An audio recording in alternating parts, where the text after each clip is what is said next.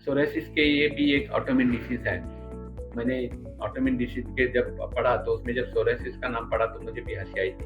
क्योंकि more than 1000 patient psoriasis के आयुर्वेद से पूर्ण रूप से ठीक होते मैंने देखे हैं। शिरडी के साईनाथ हॉस्पिटल में एक 45 साल का व्यक्ति सोरेसिस चिकित्सा के लिए आया था। आयुर्वेद में इसे कोई किटिप कहता है, कोई मंडलकुश कहता है, कोई इप्स कहता है।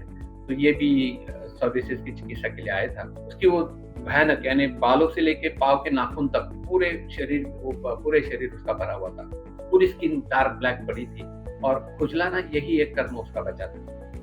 काम-धाम छोड़ के मैं खुजलाता ही रहता हूँ, कुछ भी करो आप मुझे इससे छुटकारा दे दो ऐसे कहा।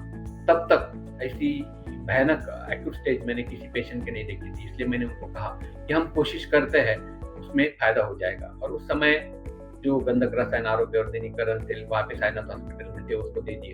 उनको कहा कि वमन कर्म शुरू हो जाएँगे, तो आपका वमन करेंगे, उससे आपको फ़ायदा हो जाएगा। फिर उसका संसर्जन क्रम जो कि महातिक रोज़ 50 एमएल डेली, ये 6 दिन हमने दिया, 7वें दिन विश्रांति और 8वें दिन उसका वमन कर्म हो गया। और उसे संसर्जन क्रम बताते हुए एक स्वर्णराज वंगेश्वर ये रसायन के तौर पर उसे दिया था, रसमानिक्य और स्वर्णराज वंगेश्वर। एक 15 दिन के बाद वो आया नहीं, फिर भीड़ में हम भूल जाते हैं और बराबर 17 मार्च को यानी सवा महीने के बाद में वो फ़ॉलो-अप के लिए आया।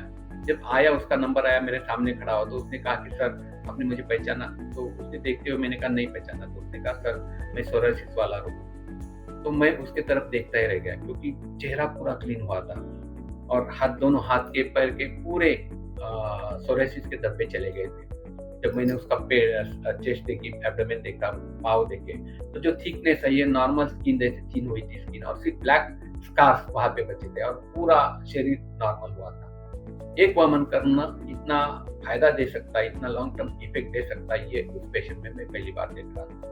और उसके बाद में तो फिर बहुत से पेशेंट हो गए और सोरेसिस में रिकरेंस होती है, पुनर्भव होता है। तो ये ना हो इसलिए यदि हम हर साल शुद्धि क्रिया करते हैं, वमन कर्म या विरेचन या रक्तमोक्षण करते हैं और स्ट्रेस फैक्टर को यदि हम निकाल देते हैं और पथ्य-पथ्य यदि हम संभालते हैं तो दोबारा उस पेशेंट को कभी सोरायसिस नहीं होता है।